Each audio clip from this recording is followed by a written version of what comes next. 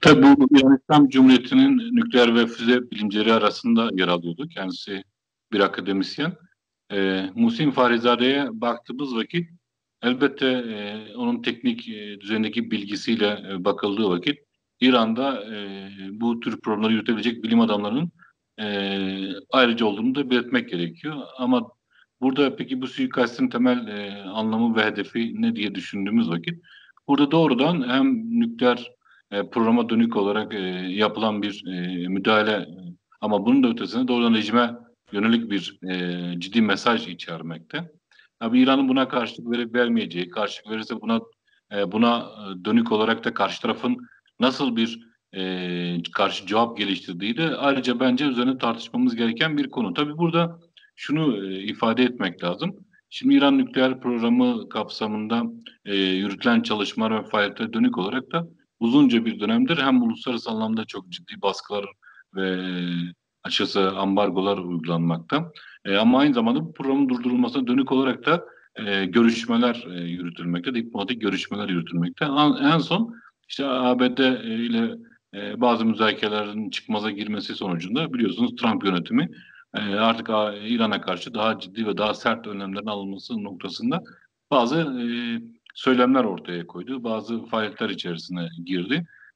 Dolayısıyla bu da bunun bir devamı gibi duruyor. Yani bu tür İran'a karşı yapılan özellikle nükleer programın durdurulmasına dönük olarak bazı Amerikan sert politikalarını devreye sokmuşlardı. Şimdi bunu bir nebze daha bu suikastle ilişkilendirme İran tarafı bunu bu suikastle de ilişkilendirdiğini görmekteyiz.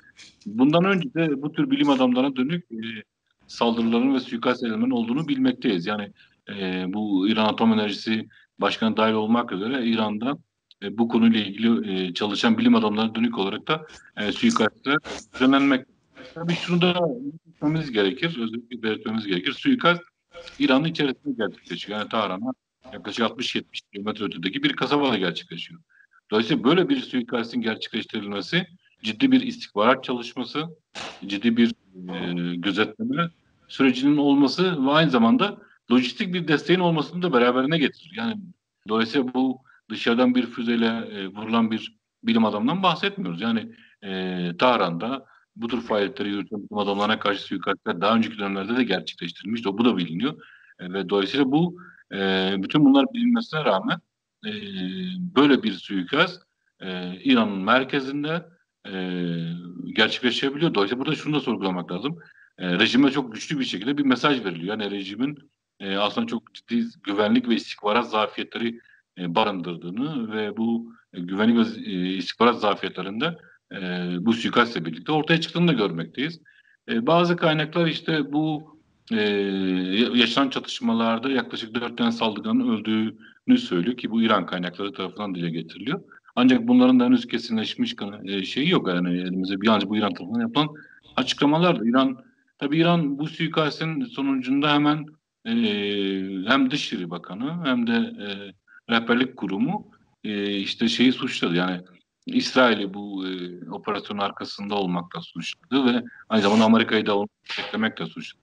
Şunu da belirtmek lazım. Yani bu normal bir husumetli bir olayın sonucunda gerçekleşmiş bir suikast veya ölüm oranı değildir. Yani dolayısıyla bu yüksek mevkide istihbarat kurumlarının aynı zamanda siyasi liderlerin de onayıyla gerçekleştirilmiş bir suikast olma ihtimali yüksektir. Dolayısıyla böyle bir kararın bir devlet nezdinde, bir istihbarat kurumu ve devleti yönetenler nezdinde karar verilmiş olması gerekiyor ki yani böyle bir suikast, böyle bir operasyon İran içerisinde gerçekleştirilebilsin.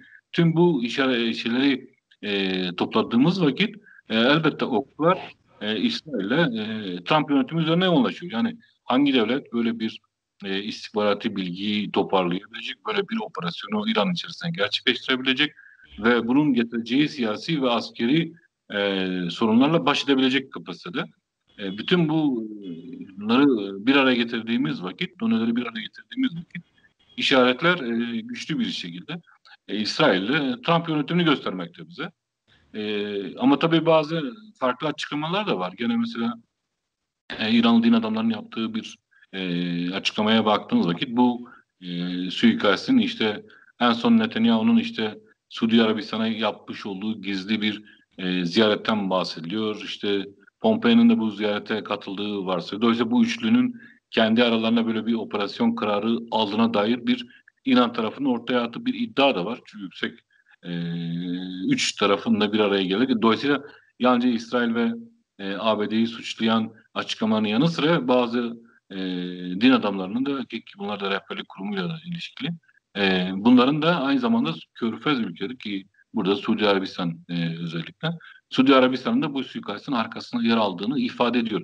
Daha da öteye gidenler de var. Mesela daha da öteye gidenler diyorlar ki bir planlama kapsamında İran bu suikaste bir cevap verirse böylelikle Trump yönetimi gitmeden İran'a karşı da bir askeri müdahale gündeme getirebilir ve bölgesel bir çatışmaya dönük olarak da hazırlığın birinci aşaması olarak görenler de var. Yani işte bunun bir suikastle öldürülmesi, İran'ın buna karşı bir tepki vermesi ve bu tepkiye bahane göstererek de bu sefer doğrudan İran'a askeri bir müdahale gerçekleştirilmesi.